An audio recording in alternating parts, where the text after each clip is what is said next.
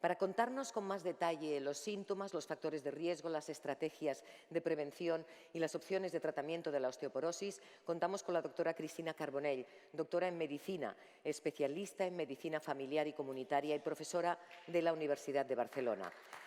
Tras su presentación, también contaremos con los testimonios de Raquel Sánchez y Esther Pujagut, dos pacientes, una de ellas ya la tenemos con nosotros aquí, la otra ya se conectará online, con las que compartiremos una gran historia de superación. Hola, buenos días. Yo lo primero agradecer a OAFI que me hayan invitado a estar hoy aquí. Yo creo que, como ha dicho la presentadora, como ha dicho, yo soy médico de familia, por tanto soy médico de pacientes, ¿no? Me encanta estar con pacientes y muchas gracias también a la presentadora por la presentación. ¿Por qué nos preocupa? ¿Por qué me preocupa la osteoporosis? ¿Por qué creo que es un campo de interés? Pues fundamentalmente por dos cosas, porque es muy frecuente y porque además disponemos de tratamientos que pueden modificar el curso de la enfermedad. Por tanto, si podemos identificar a los pacientes y ofrecerles algo para que se reduzca el riesgo de fracturas, yo creo que es una oportunidad a identificarlas. ¿Cómo puedo identificar quiénes las van a tener? Yo creo que es muy importante, porque vemos que en España hay más de 3 millones de pacientes con osteoporosis y que cada año, en el 2019, por ejemplo, que es el último año en el que tenemos registros más o menos fiables, porque entre medio saben que ha habido una pandemia, pues hubo casi 300.000 fracturas por fragilidad. Y además, no solamente tiene un coste para el paciente, un coste clínico y social evidente, sino que lo tiene para todos, porque tiene un coste económico, la fractura por fragilidad, muy importante, ¿no? De más de 4 millones de euros en este mismo año 2019. Por tanto, importante identificar a los pacientes porque les podemos ofrecer alguna cosa. ¿Y qué es una fractura por fragilidad? Cualquier fractura que sucede desde la propia altura. Incluso yo les diría desde un taburete bajo. O sea, si no es un traumatismo, si no es un atropello, si no es un accidente de tráfico, si no es una caída de 3 pisos por la escalera, cualquier fractura debe ser considerada una fractura por fragilidad. Hay una excepción. Los dedos de las falanges, los dedos de manos y pies y los huesos de la cara. Pero excepto esto, cualquier otro hueso que se nos rompe cayéndonos desde la propia altura debería ser considerada una fractura por fragilidad. La fractura más prevalente de todas, lo que pasa que muchas veces pasa desapercibida, es la fractura vertebral. Muy interesante la participación de la paciente, porque es lo que veremos, la osteoporosis afecta a todo el esqueleto y las vértebras, pues todas están frágiles. Es normal que en el momento del diagnóstico a veces pues ya tenga más de una fractura vertebral, ¿no? Muchas veces causa este dolor agudo y pérdida de la funcionalidad, no puede hacer las actividades de la vida diaria, pero otras veces es un dolor de espalda que ¿quién no ha tenido dolor de espalda alguna vez en la vida? Hay gente que no le presta atención porque no es ese dolor agudo como tuvo la paciente que antes he hablado, sino que es un dolor de espalda. Otras veces lo que es una pérdida de la talla, lo que ¿no? Los pacientes comentan, yo antes podía coger con facilidad algo en la cocina y ahora no llego, me cuesta llegar, ¿no? Y es una pérdida de altura, como luego veremos. Importancia de la prevención secundaria, es lo que les decía. Un paciente que ya ha tenido una fractura por fragilidad ya te ha demostrado que tiene un esqueleto frágil y, por tanto, la necesidad de una intervención, ¿no? La mitad de los pacientes que tienen una fractura de cadera ya han tenido una fractura anterior, pero una fractura anterior que pasó desapercibida por el paciente, por el médico. Muchas veces, el otro día lo comentábamos, los pacientes y los médicos atribuyen las fracturas a la caída. Bueno, es que claro, me caí. Hombre, es que solo faltaría. Porque, ¿no? Excepto la fractura vertebral, que puede ser simplemente abrochándose el zapato o abriendo una ventana o cualquier movimiento de flexión del torso en unas vértebras frágiles se pueden romper, pero la mayoría de las otras fracturas periféricas son con una caída. O sea, pero hay que pensar que la caída es el contribuyente de la fractura, pero es porque hay un hueso frágil, porque nuestros huesos deberían poder soportar una caída desde la propia altura. Cuando no lo soportan es porque son frágiles. La fractura, siendo un drama, hay que vivirla como una oportunidad, porque es la manera de que el cuerpo te está diciendo, que tengo un hueso frágil, que tengo osteoporosis, haz algo, ¿no? Hemos de verla no como, evidentemente, como lo que es, pues es un accidente, pero es una oportunidad para que no haya más fracturas. De manera que, ¿cómo podemos romper el círculo, ¿no?, de que una fractura va a aumentar el riesgo de tener nuevas fracturas? Pues un poco lo que hacemos, yo siempre digo lo que hacemos en la atención primaria con todas las enfermedades. Vamos a identificar qué paciente, vamos a evaluarlo, vamos a ver qué riesgo tiene, qué enfermedades tiene, vamos a proponerle un tratamiento y vamos a seguirlo. Antes hablábamos de la adherencia, ha sido uno de los focos de interés en mi carrera y con datos de Cataluña, de muchos miles de pacientes, el 50%, es decir, una de cada 2 mujeres, a los 2 años no está tomando el tratamiento. Por tanto, ¿cómo identifico a estos pacientes que tienen riesgo de tener una fractura? Pues porque han tenido ya una fractura, por la presencia de los factores de riesgo, como antes nos ha dicho también la doctora Müller, o por algunos datos de la exploración física. Factores de riesgo los hemos visto con la doctora Müller, hay muchos, pero hay algunos de muy importantes. ¿Cuáles son los muy importantes? Uno es la edad. A mayor edad, mayor riesgo. Otro es el antecedente personal de fractura. El que ya se ha fracturado tiene mayor riesgo de tener nuevas fracturas. Otro es el antecedente familiar. Si tu hermana, tu madre, tu tía han tenido osteoporosis o fracturas osteoporóticas, es mucho más probable que tú tengas osteoporosis. Porque el pico de masa ósea, del que nos hemos visto antes en la gráfica, nosotros vamos a adquirir el esqueleto durante la infancia y la juventud. Pues el pico de masa ósea del que viviremos el resto de nuestra vida, mayoritariamente viene determinado genéticamente. Después tenemos algunos factores de riesgo que son más modificables, ¿no? El peso, la edad, las caídas, hay que hacer un esfuerzo importante para evitar las caídas, ejercicio físico y calcio y vitamina D, como nos ha comentado. Pero sí hay algunos signos indirectos que te pueden hacer sospechar alguna fractura. Y, por ejemplo, les comentaba antes la pérdida de altura. Si has perdido más de 2 centímetros en un año o más de 4 en talla histórica, suponiendo, por ejemplo, que la altura tú la tenías estable a los 25 años y si respecto a los 25 años a los 50 mides 4 centímetros menos de lo que medías a los 25, se va a encender una bombilla. Puede ser que tengas una fractura vertebral. La distancia que hay entre las últimas costillas y la cresta ilíaca. Aquí normalmente han de caber 4 dedos. Si no nos caben 4 dedos, bueno, podemos pensar que puede ser que tengamos alguna fractura vertebral. ¿Y qué pruebas? Hemos dicho identificamos. Los identificamos por la presencia de fracturas y factores de riesgo. ¿Cómo los evaluamos? Ya lo han dicho, vamos a hacer una analítica. ¿Una analítica para que nos identifique la osteoporosis? No, pero para que nos descarte otras enfermedades que pueden causar osteoporosis y que el tratamiento sería el de la enfermedad de base, ¿no? La radiología de la columna vertebral, que debemos hacerla a todos los pacientes con sospecha de osteoporosis, porque lo que les decía, muchas veces la fractura vertebral tendrá una clínica aguda, pero otras veces será un dolor de espalda que no le daremos la importancia. Y después una densitometría. ¿Qué tratamientos podemos ofrecer tras la fractura? Bueno, hemos visto el tratamiento agudo en el momento que sufre la fractura, pues va a ser el control del dolor, fundamentalmente, porque es lo que más le preocupa al paciente, ¿no? El dolor y esa limitación de las actividades de la vida diaria.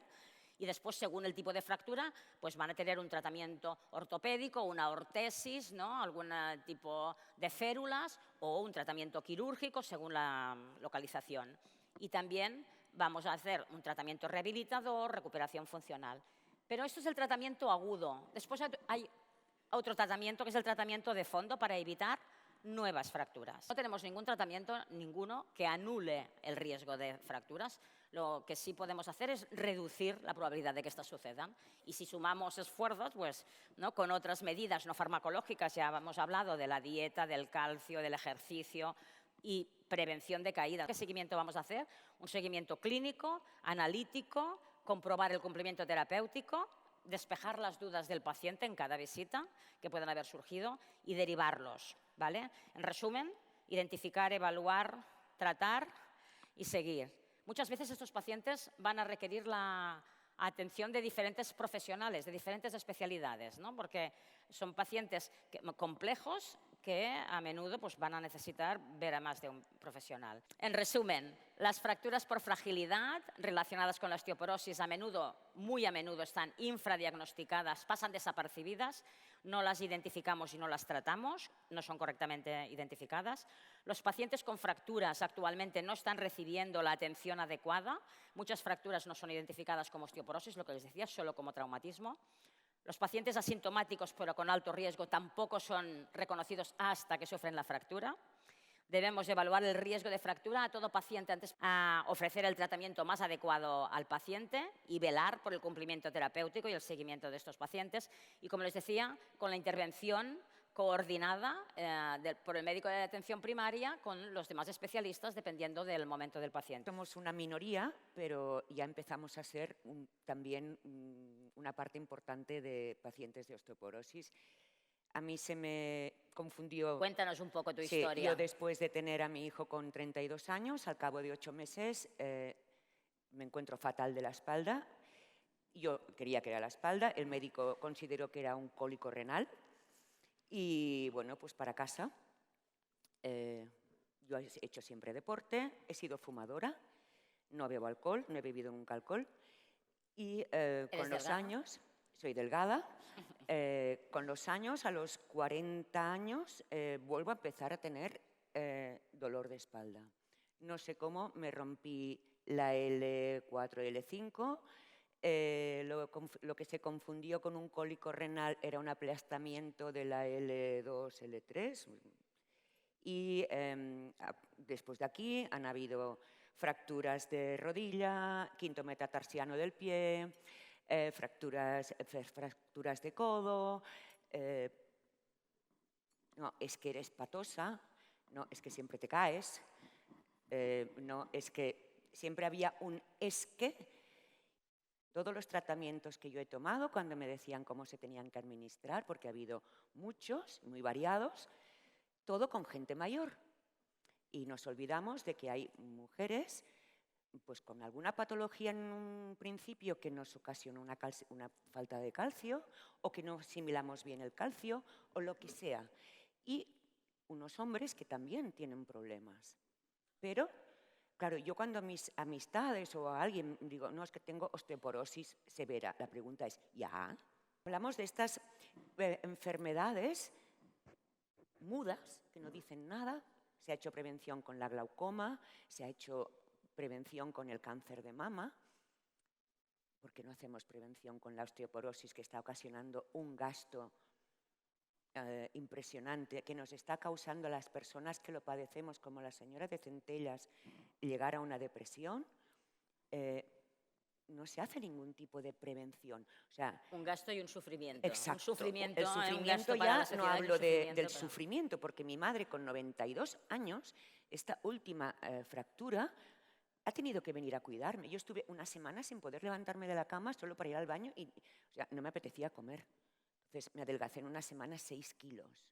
Pues mira, yo lo que quiero especialmente poner en valor son varias cosas que se han dicho aquí y al hilo de eso, como digo, poner en valor especialmente el papel que tiene el estar asociada a una asociación de pacientes como es ACOSAR, que para mí ha cambiado la vida. Y es que precisamente, bueno, yo me he sentido tan identificada con esta valiente asistente que ha dado su ejemplo entre lágrimas, porque es que a mí me pasó algo parecido en el sentido de casi avergonzarme, porque yo no sufría nada. Es que ni falta de calcio ni tal, simplemente padecí una situación personalmente muy estresante que me cambió la vida y empecé a caerme, me caía por la calle. Simplemente, entonces yo misma me avergonzada, mis hijos, pero mamá, pero tal. Entonces, no sabía qué hacer. Empecé cambiando mi forma de vestir, incluso para no tropezarme por llevar tacón y tal. Y yo seguía cayéndome. Entonces, ahí corroboro que gracias a Dios tuve las primeras fracturas, porque me despertaron una voz de alarma. Ahora bien, empecé a dar palos de ciego. Y tuve la gran suerte de recaer en manos de ACOSAR. Para mí fue un antes y un después, como decía, porque fue mi fuente de información. O sea, yo en este caso, desde un principio no me enseñaron a ser paciente activa, lo fui desde el principio, porque he sido uno de los casos anómalos, como decía Esther, de empezar muy temprano la enfermedad. O sea, yo fui diagnosticada mucho antes de los 50 y gracias a Dios fui diagnosticada. Efectivamente, la adherencia es fundamental, nuestra responsabilidad es fundamental. Yo ya he pasado por 3 y de verdad que estoy mejorando. Hay que ir, cada caso es particular, cada paciente es un mundo. Las asociaciones también son un punto de encuentro para intercambiar opiniones, pero también para aclarar esto. Yo no puedo ni automedicarme ni seguir el ejemplo de mis compañeras de asociación, porque como digo, ellos tienen o sea, sirven de referencia, pero no tengo que ser mimético a ellos. Desde una simple receta médica, una simple forma de sentarse en un sofá, ver la tele, de coger una bolsa, de poner una maleta en la cinta del aeropuerto, te puede ayudar a prevenir y a que vivas mejor, porque es una enfermedad silenciosa, es una enfermedad tratable, pero es una enfermedad que no tiene cura hoy por hoy. Y hemos de convivir con ella de la mejor manera posible. Y ahí nuestro papel e interacción es fundamental. Así que de verdad yo a esta valentísima paciente que ha tenido el valor de que oigamos su voz entre sollozos, de verdad que felicidades y que no se sienta sola porque como ella, Esther y yo, hemos pasado un calvario que nos ha costado mucho superar y ella puede. Gracias, gracias. Muchísimas gracias, Raquel. Gracias.